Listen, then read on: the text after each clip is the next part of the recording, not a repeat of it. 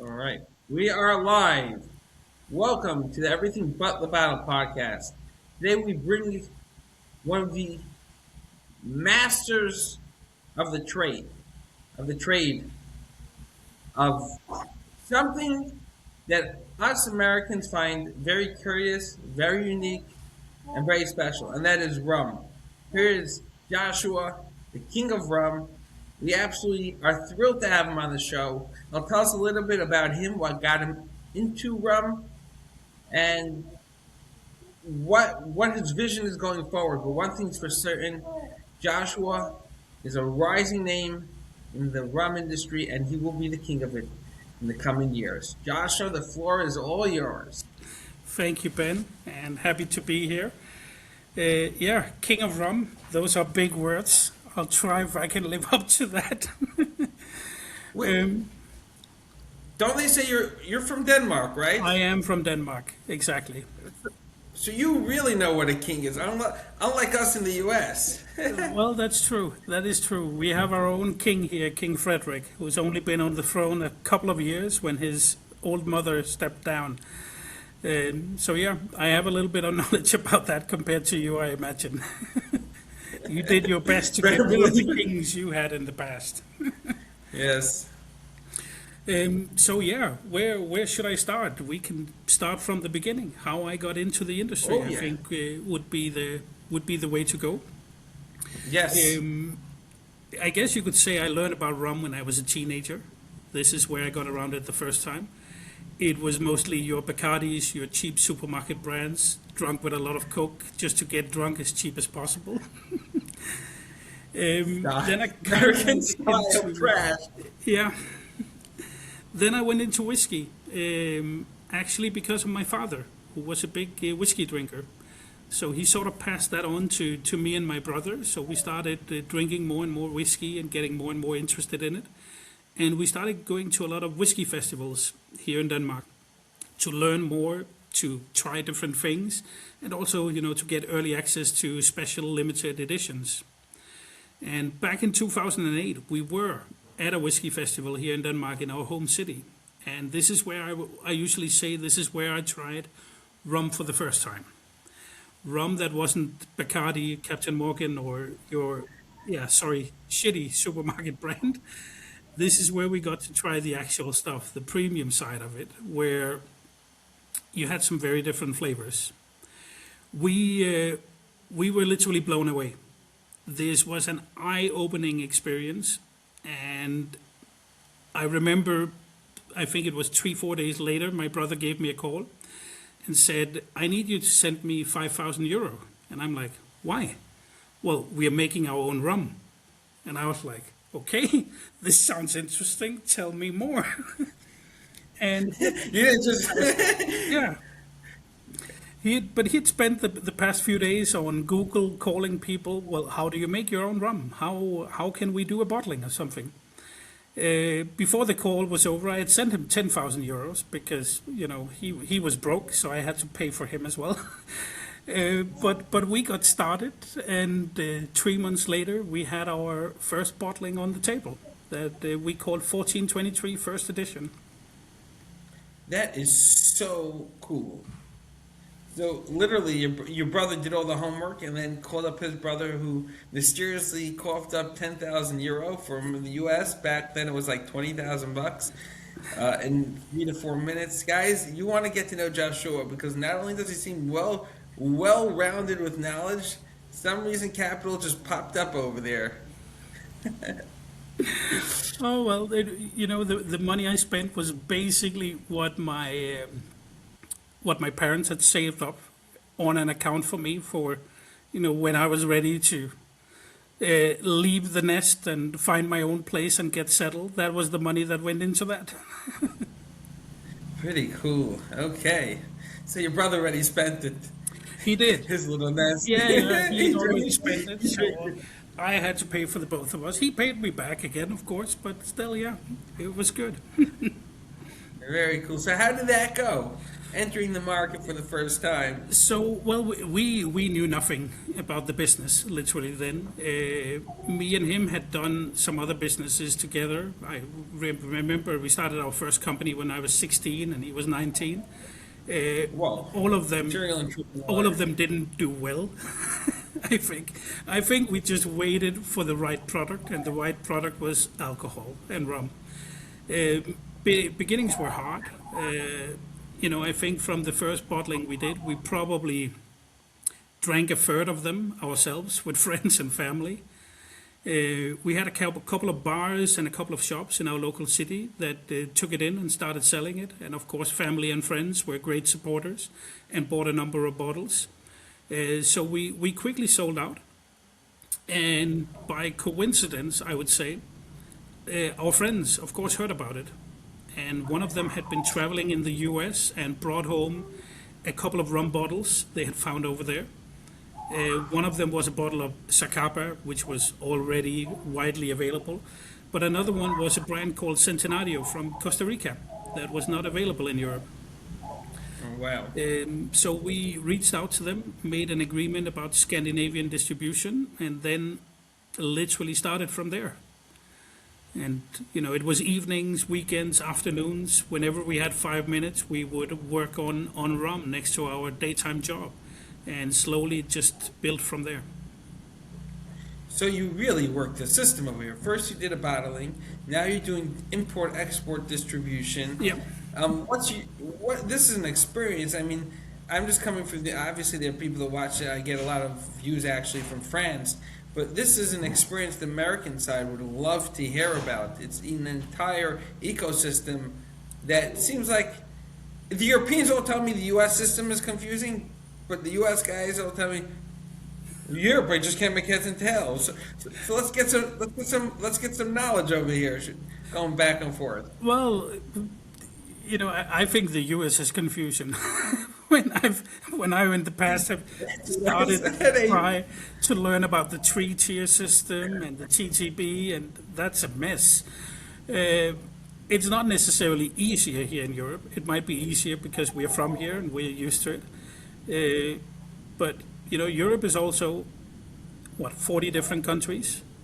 I was going to say 40 different you cultures. got a lot of countries there. And a lot of different cultures, different rules. And we have a couple of monopoly countries as well in Scandinavia, where you have countries like Norway, Sweden, Finland, Iceland that are controlled monopoly states. So there are many different ways of working here as well. So interesting. Yeah, sorry, Ben. So that is super interesting. The countries of vodka of the Nordics is all monopoly. Except for Denmark. Denmark is the only non-monopoly country in Scandinavia. Here it's very liberal. You can go to the supermarket, you can go to the gas station, you can go to the corner store, you can buy alcohol everywhere, basically. But if you go to a country like Sweden, in the supermarket, Right. you can only buy alcohol up to 2.5%. That would be what, 5 proof? 2.5? Yeah. Yeah. So they have that's very, shocking. very light beer in the supermarket. Outside of that, you need to go to the government store. Whoa, so the government's taking all the money. Yes. And they have very, very high taxes on alcohol as well. What's the drinking culture then like? Oh, we love to drink still. You love to give the government money. Yeah, I mean, the well, U.S. is no better yeah. than actually through the roof. We still do. We love our alcohol. And you have the tradition with border shops. Like if you look at the Scandinavian countries, then Norway probably has the highest alcohol tax. But they are bordering Sweden, so they go to Sweden to buy their alcohol. So it's literally how much of a drive? This is like Well, I'm wrapping my mind around it. they have land borders together, so for some of them it's easy. The Swedish people will then go to Denmark because we have lower taxes, and even the Danes will drive to Germany and buy their alcohol there because they have lower taxes again. So it's kind of an ecosystem where people buy the booze from each other as well. Yeah. Very interesting. So back to the rum. Let's hear more about that. So yeah, we continued first with the distribution in Scandinavia, and then in, I think it was 2012, we started. Well, we continued with a couple of smaller bottlings, 300 bottles, a couple of single casks, and then we started introducing brands in 2012. And we made about 7, 8 different brands that you can now find in most European countries, parts of Asia. You can find them in Canada. Whoa. Whoa, you really spread your wings. We tried. We tried at least.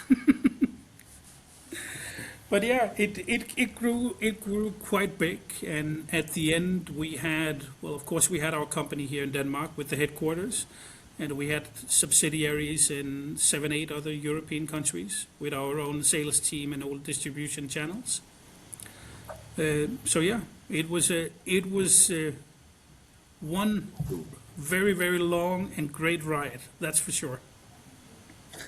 I mean, it's fascinating to me that you grew so much, most of the time, most distillers and companies are like, I got my local backyard and don't get past there. And here you're telling me not only were you in Europe, you were across the pond. I have to use the English term. I only recently learned it. And tell me about that whole journey. How did it grow? What was the tempo, the marketing, Well, all I that? think in some ways we were lucky with the timing of everything, because when we started was right in the beginning of what we would call the rum boom in Europe. If we go 20 Right. years back, it was difficult to find a good bottle of rum in Europe. If you went into the 100%. specialty stores, they were packed with whiskey everywhere. Most countries in Europe were whiskey drinkers. Some were cognac, some were brandy, but you couldn't find a good bottle of rum. That started slowly changing back these 15, 20 years ago when we got started, where you saw brands like Zacapa at the market, you saw El Dorado, you saw Diplomatico. And this really changed things because people tried rum again. And we need to remember back then, when people thought about rum, they thought Bacardi. This is what they knew. And they were drinking it with Coke. Coke or whatever mixer you wanted, because otherwise, who would want to drink straight Bacardi? It's undrinkable. It's what we call Caribbean vodka. You don't want that. So this really changed the perception of rum for people, because here you had something that was soft. It had way too much sugar in it back then, so it was very sweet. But people believed, oh, it's natural. It's made from sugarcane, so of course it's sweet. But people really enjoyed it. And you started opening up this way of sipping spirits to a whole new group of people. Because back then, if you had a dinner party, you had 10 people.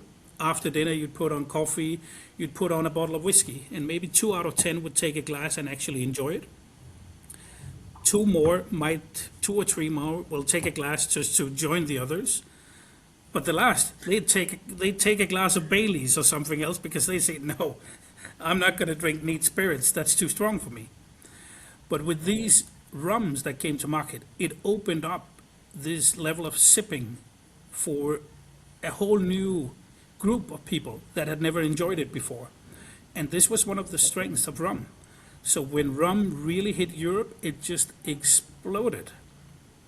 And when you go into a specialty shop today, you're not going to see that much whiskey in the window anymore or on the counter. Rum has taken that place in many of the shops, because rum has become, in several European markets, the most popular spirit, simply because it's a lot easier for most people to drink. So we were lucky to start at that time, for sure, which opened up a few more doors for us more quick than they would have today. But I'd like to think as well, of course, we did a good job as well. We tried our best. You gotta give We did yourself some good credit. products. Don't blame everyone else. You gotta give yourself credit, because I've spoken to so many distilleries, distributors, blenders, bottlers. You've gotten way further than most. So you give yourself credit on that one. Your taste buds, your skill, your sale, your marketing, and all of that, and your brother. Yeah. Can't forget the brother. No, no, for sure not. If he hadn't come up with the idea in the beginning, I wouldn't be here. I'd be doing something else. Oh, so cool. Where did you source your rum from? And explain like the age years for rum. Like that So whole thing. yes, so in the beginning, with the very first bottling, we went through a broker, basically, a wholesaler of rum and rum blends that is based in the Netherlands called E&A Share, which is the largest rum broker in the world and the largest wholesaler of liquids in the world. Wait, you have large? I thought large is an American concept. No, no, you have large here in Europe as well. They are the largest wholesaler of rum. Only the liquids, Wow. basically. They don't sell bottles of any kind. They import the liquids from the distilleries. They do blending for you. So if somebody wanted to have their own blend of rum, you can literally just call them up and say, "I'd like a blend of these different countries. I'd like it to taste like this." And then they have master blenders that will create the blend for you. Do they You'd be have master surprised. billers? Sorry? Do they also have master billers that will hand you a big bill as well? Oh, yes, they do. Definitely. But yeah, you'd be surprised in the end how many brands that they have actually created and helped. If you Wow. go to a shop and see that, you might in some shops you'll see that 25% is actually created from them in the beginning. So yeah, that's where we started. When we grew bigger, we started to work directly with distilleries, anywhere from, from the Caribbean, from Jamaica to Guyana to a small distillery in Africa, small distilleries in India and Australia. Basically, everywhere in the world, we started sourcing rum from to create our own bottlings and to introduce new styles of rum to the market. I remember one of the last ones I helped introduce was a distillery out of Australia. Very, very small craft distillery that was doing open fermentation, crazy pot still rum, where they tried to replicate a little bit of what they did in Jamaica, but created with their own yeast in Australia instead. And it created this beautiful rum that has this very distinct strawberry flavor, something unique and just outstanding. It absolutely fascinates me because not only are you an artist and understand the rums, but you also built this network that seems global. You mentioned India, Ghana, Caribbean, Australia. I mean, that's a real personable person over here. This is A lot of traveling, a lot of handshakes, a lot of cocktails, a lot of dinners, a lot of beers with good people, a lot of networking. I've been traveling to rum fests for the past 15 years all across Europe. Industry events, fairs, festivals, visiting importers, distributors, getting to know the distilleries, getting to know the consumer, and everybody in between. So it's basically, relationships that builds it. When you're not wow. Diageo or Bacardi or Pernod Ricard, all the big boys where it's all about dollars and cents and do you fit in a spreadsheet and is there a profit at the end? Uh, Blood. then the rum industry is actually quite a small place, and it is about relationships. Right. It's about helping each other out sometimes. It's about lending a hand when needed, and foster these relationships. I absolutely love what you just said because this is something I'm very passionate about. That once you're not the Excel spreadsheet, you got to build relationships, and give each other a hand. Can you give us some of the examples, stories that, like, you help a rum distiller out? I mean, I've had as a fellow distiller, just an example, a guy down the block needs a barrel, he's running low on something, some herbs, some ingredients, you just send it over. We're friends, we got to grow against the big boys. There are many examples, but I'd love to highlight two of them. And one is about 10 years ago, I decided to go to Jamaica to spend a month of holiday for my summers, and of course I went to visit all the distilleries I could when I was there. My last distillery tour of that trip was Worthy Park that I went to, and it is still one of the most memorable distillery visits I've ever had. When I arrived there, I got greeted by Alexander Kong, or San Kong, who is still there today. He had just started a couple of months before, so I was the first tour he ever did of the distillery. And we formed a great friendship since then, and I started slowly importing Worthy Park into Europe.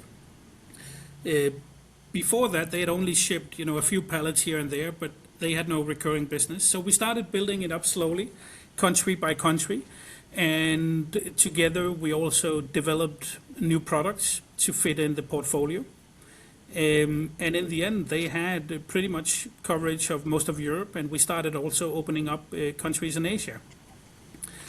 And this was built on relationship. We didn't work with contracts. We had a handshake and a phone call every now and then we decided on how to continue. And I even, it is my favorite distillery in the world. I think everybody who knows me will tell you the same. I even have their pot still tattooed on my arm. So every time I go there, I'm forced to show my arm around to everybody so everybody at the distillery can see it. I'm not going to ask you to do it. There are plenty of pictures out there of it as well. But yeah, another thing is as recent as today, actually.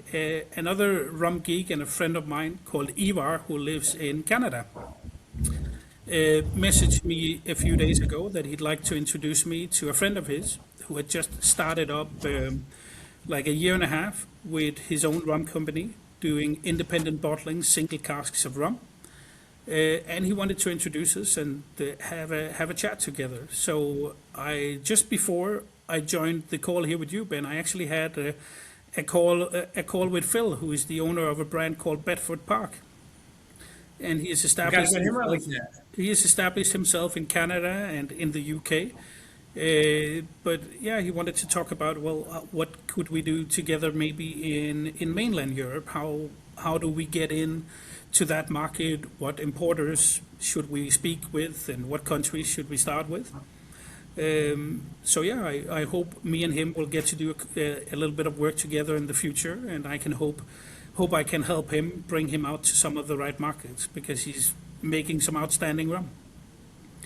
And this is relationship. I had no idea who Phil was before my friend Ivar introduced me. I hadn't heard about him before. I'd seen his bottles on Facebook and Instagram, but I had no idea who the guy behind it was. And this is also what this industry can do. Those relationships can bring more rum to the people and more business in between. And there's an authenticity about it, because it's not just the heavily marketing. Like what I found, and maybe you do this, maybe you don't, but you also, the store, when you go into a store and the sales rep knows about the product, it kind of become like a conduit to your success, because they're passionate about it as well. Yep. And tell me about that part of it, because that's something a lot of distillers miss. That might be the hardest part in some cases, to foster that relationship with the shop owners, because you're going to be one of many. And most of the shop owners, at least if we look here in Northern Europe, they don't only sell spirits, and they don't only sell rum. So they have rum, whiskey, gin, vodka, brandy, cognac, whatever, but they also have wine, and they might also have, craft beers, and they also have, a little bit of chocolate and things like that to be able to make gift baskets.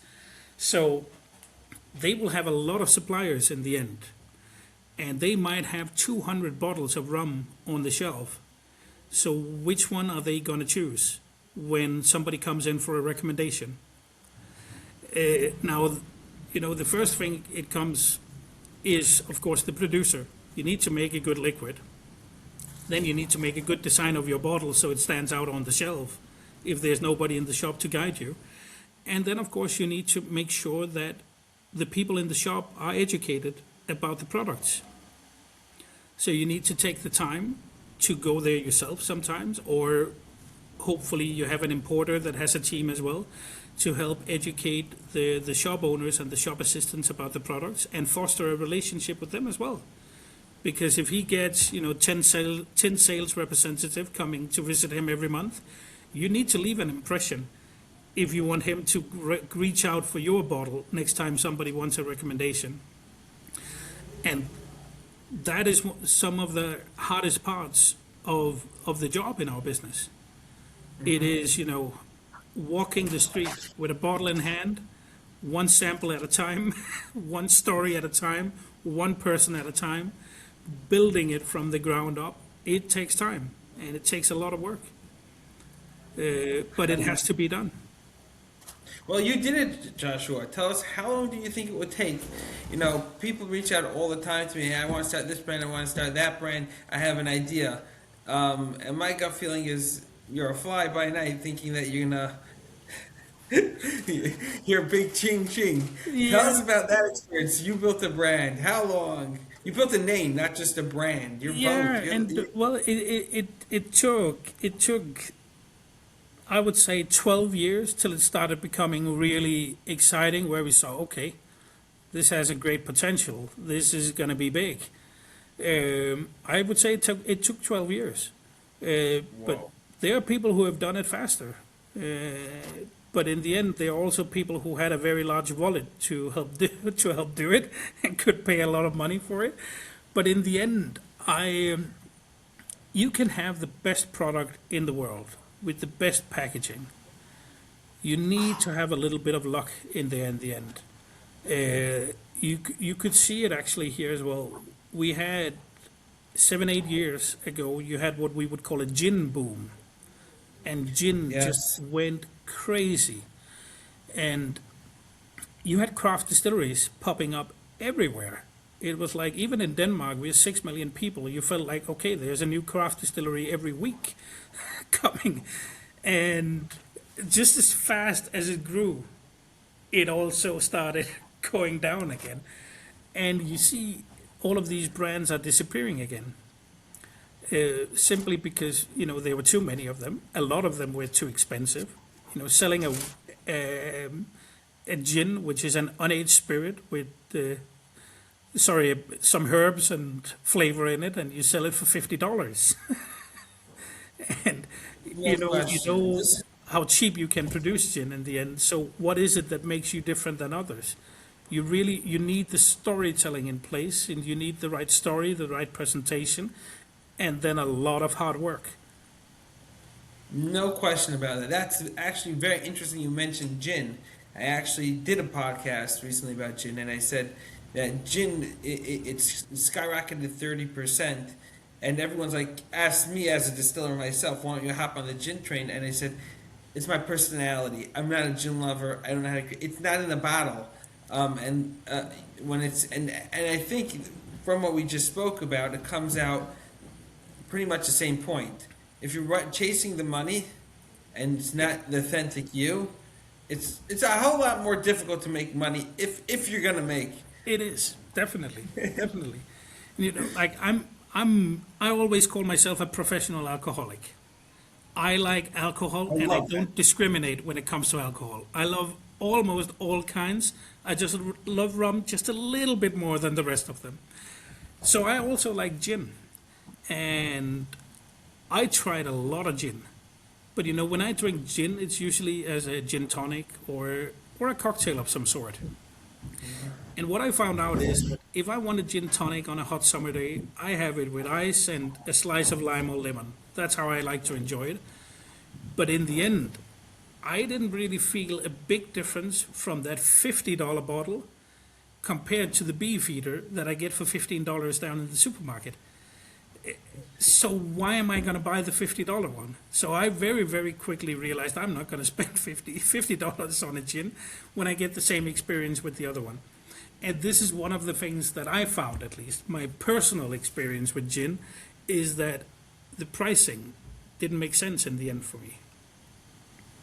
100%. So I understand why they have been struggling, because I see it even in the shops. I remember there was a shop here in my local city.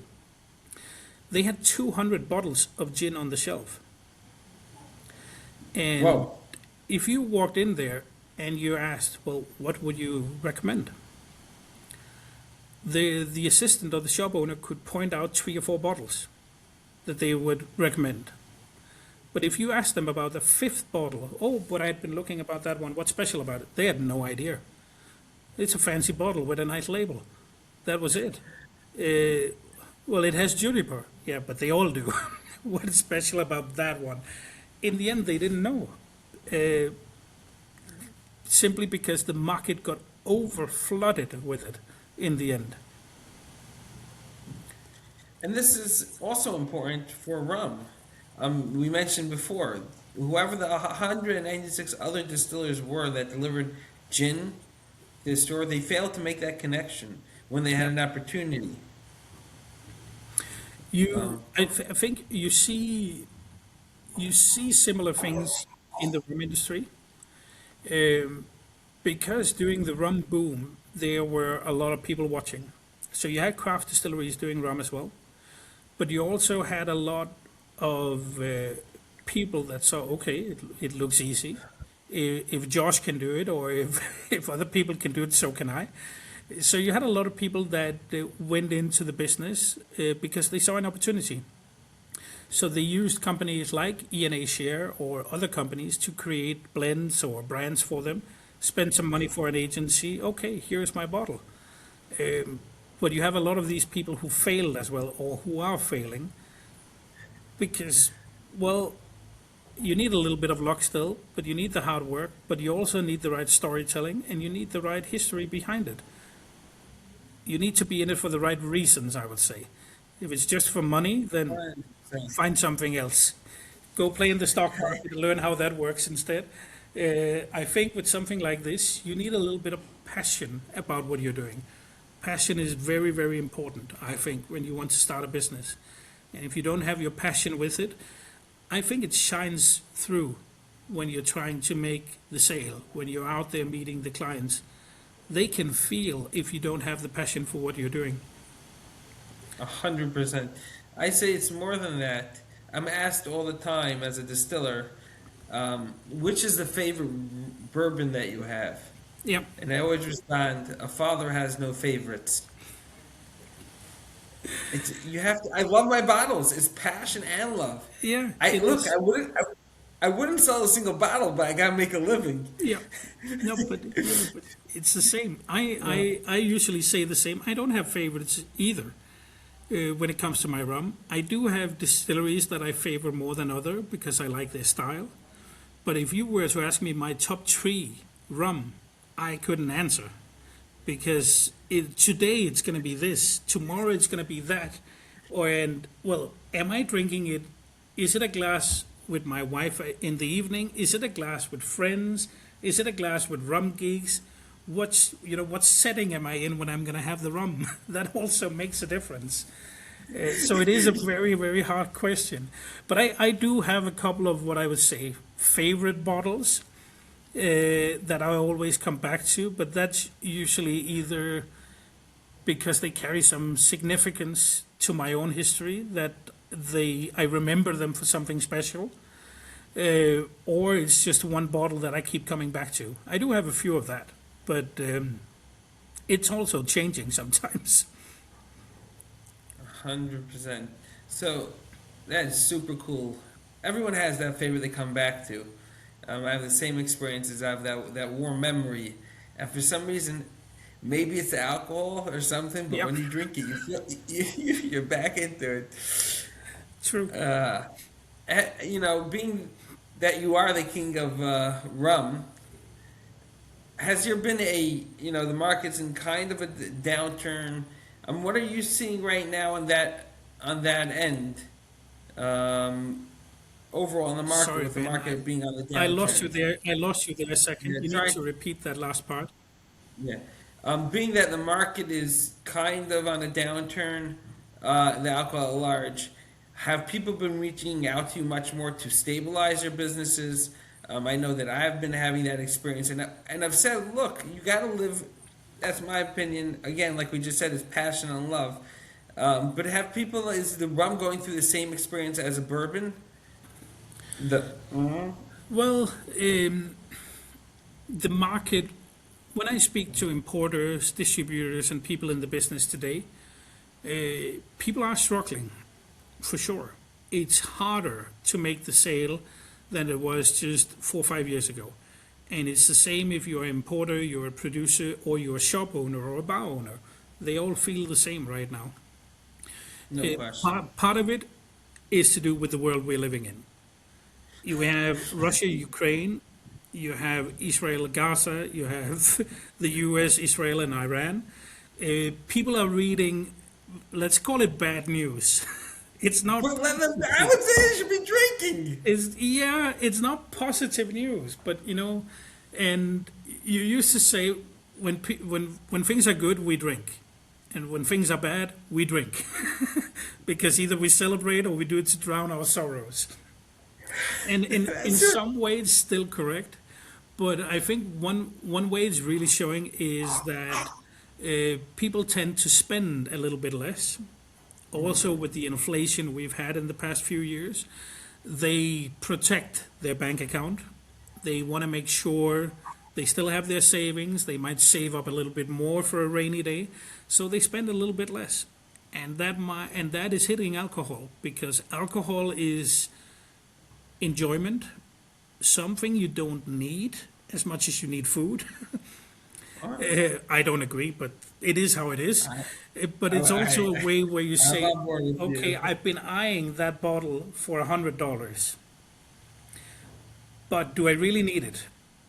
Maybe I should just take the bottle for 20 and make myself a drink, and that's it. Or I'll buy a bottle of wine or a case of beers instead, because I can buy 5 cases of beers instead of that one bottle I want. So I think people are looking at it that way. But there's still plenty of opportunities out there. And there are also businesses doing amazing work. I had another meeting this week with another company that is, last year he doubled, and he's more than doubling his business this year, and he's selling rum Whoa. and making his own rum. The business is out there. I think sometimes it's a matter about doing it from a different perspective. Forget what we did and what worked 5 years ago. We need to look at the market differently, because it's a different world. We need to do things differently. We need to find new ways of activating people, and we need to re-educate some people and help them sell their bottles. So the business is still out there. We just need to, when it's hard times, you spend what you have in the bank account. This is the time to invest in your business and say, okay, now we're going to spend all the money we saved up during the good times.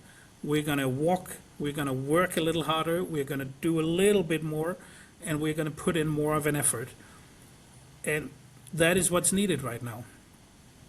See, Joshua, you're spot on. I mean, I didn't plan on launching into this, but you have so much knowledge. I find that the distilleries that are pulling back on their marketing, it's 10x now. Then they're going in. Then that they're losing, because if no one's hearing at you and you're not talking growth, it's a self-fulfilling prophecy. But Exactly. you might want to recalibrate. But you got to be out there even more now. Yeah. You have to. Other companies are folding. There's market share opening up. Exactly. And we need to be able to take advantage of it. But if nobody knows you're there, then it's not going to be you who's getting the money. If you're not out there knocking on doors, making sure to remind people you're there, then it's going to be your neighbor who's going to take that order and that money away from you, for sure. I tell everyone the most valuable space, other than the mind, is the shelf space in the store. Yes. And if another company is closing, that means somewhere there's opportunity on some store shelf now has a vacancy. Exactly. Okay? So if you might be only selling in one liquor store 50% of what you sold last year, but rethink, recalibrate, get the right team, you can now have another distillery close up, let their 50 stores that they were in now has vacant shelf space. So you can actually grow. Exactly. And that's why you need to be out there kicking down those doors. Because if you're not taking that empty shelf space, guaranteed there's another guy ready to take it or even buy it. So you need to be out there so people know you're there and they remember you. And again, that comes back to relationships.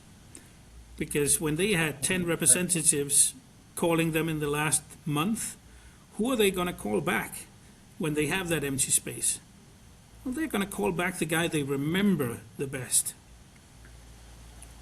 100%. I have an old trick, and that's try to get the guy's birthday.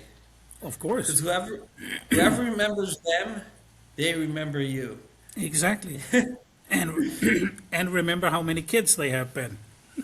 Ooh, you are right. Don't ask me for the birthdays. You're gonna embarrass me publicly. But yeah, it is important, and it's the same. You know, 100%. most of the largest clients that I've had, we always had a personal relationship. I would have dinner at their house when I went to visit them in other countries. I would get to meet their spouses, meet their kids, all of that. Because when you can build that type of relationship, you have a very, very strong foundation to build a very strong business on top of it after as well. That is so. I don't know. Is that? I've never done that because in the U.S. they always tell you separate business from pleasure. So you go with the guy you're working out on a trip, but this is a new. Explain to us how this works. It's European style of doing business. Well, I don't know if it's European style or if it's just my way. No, but I think there are many people who are doing it that way where, you know, business is not all dollars and cents in my world. For me, it has to be fun as well. And if you can choose business between two people, you want to do business with the guy who is ready with a spreadsheet, or you want to do business with a guy who is saying, let's get the meeting over and let's go get a beer and get to know each other. I'm going to go for the beer, Ben. I hate I agree. spreadsheets. Spreadsheets are important because they can tell you if you're doing well. For sure, you need them. But if we are going to be doing business for many years to come, you know, I want to know who I'm doing business with as well. And what better way to do that over a nice dinner, a glass of wine, a beer, or just a tour of the city and having a walk and a talk. You never know. I I fully agree with you, Joshua, on that one. Get to know the person, because the person is more than the paper. It is. It is. We'll use the spreadsheet when we need to close the big account and we go to the professional buyer in the retail chain that has 2,000 shops. Then we need to use the spreadsheet often and show him, okay, this is your profit. You're going to earn this much profit from selling my bottles compared to that guy. There you need it. But everywhere in between, no. It's about fostering those relationships. Very cool. Very cool. What an experience. So what was your most difficult pitch that you ever had to do, other than telling the guy that his product sucks so you can't sell it for him?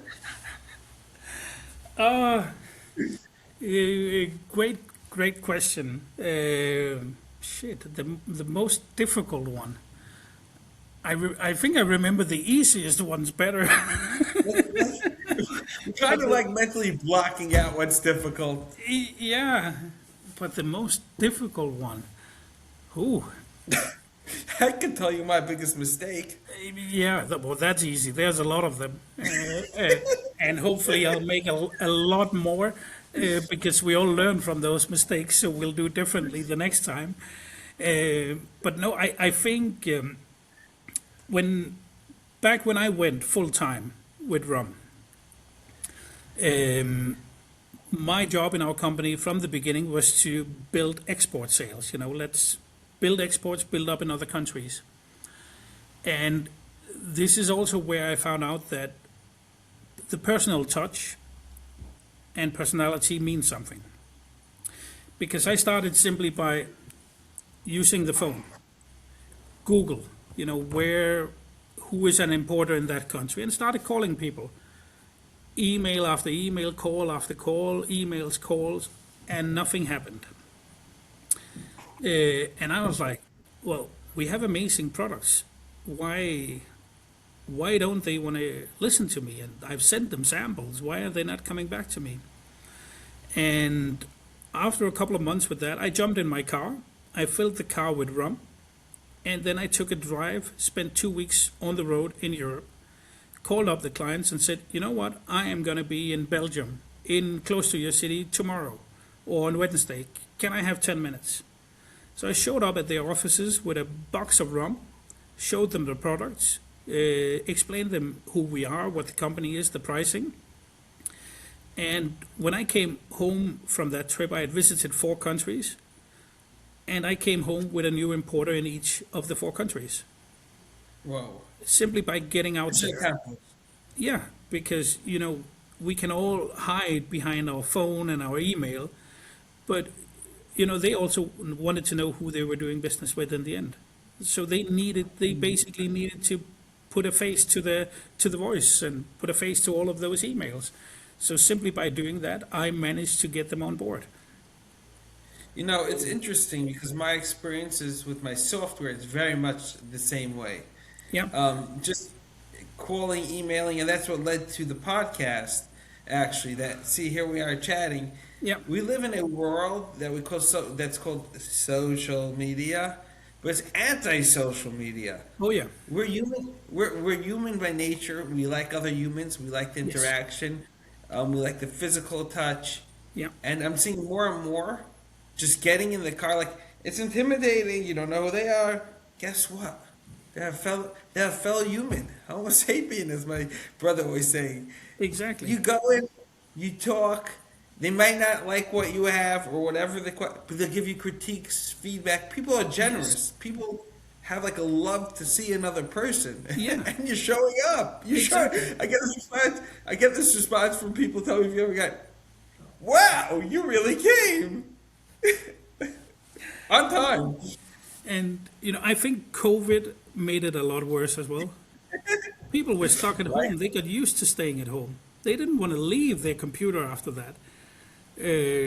But yeah, I think that there's a difference in the alcohol industry as well, that we are very social people. Even more so maybe than other businesses and other categories of products. We are social people. We need to be out there as well in some sense.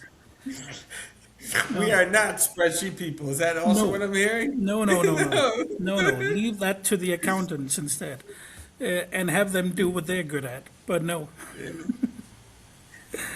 Oh, yeah. Here, what's this? I love when the guy's like, "Can you read this?" No. That's why I have a software and an accountant. Exactly. I don't know what it is. I didn't make it through school, okay? Don't expect that from me. No, no, no. We're done with school. Now let's have some fun instead. Wow. That is fun. It's like this universal culture in this industry. It is. It is. It doesn't matter if it's rum or if it's bourbon, what it is. That is how it is. I was in Cuba. That was probably the strangest country. Strangest country. My furthest journey out for specifically alcohol industry, Yep. and I found exactly this as well. It's like I went in and I met the CEO of the company, and everyone's just chat. It's like universal language of love. Like, oh, and I'm like, you're the CEO running for 50 million bottles a year or something. I have a couple thousand, but it's just like it's a sheer passion. Yeah. It is. It's so interesting. It's a way to connect. It is. And it's an amazing industry. Wow. So I want to hear more about Europe. This is an eye opener for me. So you say you went to 4 countries in 2 weeks. Yeah. It's like a country in our minds is like. So you went to Canada. That's over there. Mexico. Yeah, yeah. What a trip. No. You probably could do it in 15 minutes. Well, close. From where I'm located, I have a 2-hour drive and I'll be in Sweden. I have a 1.5-hour drive. I'll be in Germany. So we, our countries, most of them are quite a bit smaller from what you're used to. So you can get to most of Europe within a day, even in the car, in a couple of hours in a plane if you need to. Um, so what I did was when I visited those four countries, I booked meetings with 4 or 5 importers in the different countries to visit and to learn about the country and what they're doing and how the market is, all of that, and also to figure out, who's the best one to work with in the end. Oh Uh, wow. but Europe is, I think, from people outside of Europe, they think about Europe and EU, and they might think a little bit like, well, it's the same as the US. Uh, but no, it is very, very different. If you are in Scandinavia, where you might be close to having the same culture, but if you go to Eastern Europe to visit Czech Republic, Slovakia, Poland, it's a very different culture. Same as if you go to Italy and Spain, or if you go even to the UK. The culture is completely different. It's a different way of doing business. It's a different mindset. It's a different thing they expect from you. Um, so it is these 40 different markets where you need to interact and act a little bit differently depending on where you are. See, this is what we Americans get wrong. Us in America seem to think, what do we make a couple bucks? It's about making more money, and you're discussing culture, and it's like hard to wrap your mind around culture because American culture is make money. So Yeah. it's like, and 4 cultures, 5 cultures. What does that mean? Are we? Well, in the end, it is a job. We need to make money. We need to make a living. Uh, but I would say, in order to, well, take it in business terms, basically, in order to maximize your profits, you need to know who the client is. You need to know what the market is like, because without that knowledge, you can't maximize your profits. Which Uh, means you have, which means you have to know the culture. exactly, exactly. That So is interesting. important. Big emphasis on culture in Europe, and then in America, it's much more like, no matter what state. Yeah, I can imagine, but Right. it's the same thing about getting to know your clients and what matters to them. That's also something you can use in business terms in the end. Right. Culture. Uh, To know the culture because it's exactly, exactly. All of that is some of it is pure interest, but some of it is pure business as well. You need to know more about them in order to do the best business partnership together. so true. So true. It's not even the American expression win-win. It's simply you winning Yes, of knowing the exactly, culture. It's not, definitely. if, I know that there's always the famous examples of completely great product, but simply putting on something obscene and unacceptable in a culture that's acceptable where you are Yeah, because you just missed it, and then you exactly. become, they'll tell you you're Dumbo the elephant or the clown. You're like totally off. You need to be aware of those things when you go to a different country. You might end up ruining it for yourself because you didn't know and you didn't spend the time to get to know it. So Or yeah, you, it is one of the most this is important things. this is something Joshua sticks out of. He's not Chat GPT.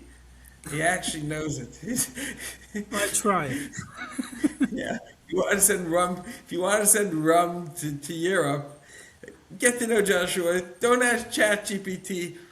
And even if you do, you probably still should. You still got to reach out because, Then give me a call anyway. yeah, because the Chat GPT is an American company. It's gonna have like the with a lot of assumption and hallucination. Well, I do subscribe to ChatGPT, so maybe it'll learn something from me during my time as well. It's reading what we're saying now. It's mining our information. I see a bank coming up. Oh yeah. But Listen, I always argued there's no way that ChatGPT could be a good friend. So someone asked me why, and I'm sure you'll agree. A good friend always has a drink with you. of course, you have to. You Yeah. share a drink, you Otherwise, share a dinner. it's, It's not I'm just not writing worried. on your computer screen. That doesn't help. Yeah, I'm not like, I'm not like someone says, "Are you afraid people are having AI girlfriend?" I said, "How are you gonna drink with them?" Well, I would say that the funniest thing I learned from ChatGPT was actually that you can do voice messages to it as well, and it can answer in voices, but it can also mimic accents. Right. And Okay. I don't know if you ever watched the movies from the 70s called The Pink Panther with the French No. police inspector Jacques Clouseau. He was Okay. Now I got it. terrible at English, but has a very funny accent. And I actually taught my ChatGPT to speak with his voice and his accent. So no matter what I ask it, and whatever the answer it gives me, I end up burst out laughing because of what it tells me. So I love it it. can be good fun for a joke as well, I would say at least. I absolutely love it. How many rums are you now that you're back in the industry? How many rum companies are you dealing with? So well, I'm only Oh, been back for 2 weeks after a 6 month break after I left my old company. So I've been posting a little bit on social media how we connected as well, Ben. And yes. since then, I've been flooded with calls, WhatsApp messages, messenger messages, emails, everything. But my idea is I'm going to work with, 3, 4, 5 different companies that I'm going to do different things for. Some things it will just be as an advisor, other parts it will be help grow their sales. So it's a little bit different. So I've chosen 2 or 3 companies so far, and I have some more meetings with a couple of other possibilities, and then we'll see. Guys, how could people reach you? Straight off of LinkedIn. We're gonna get a flood of people now calling you up.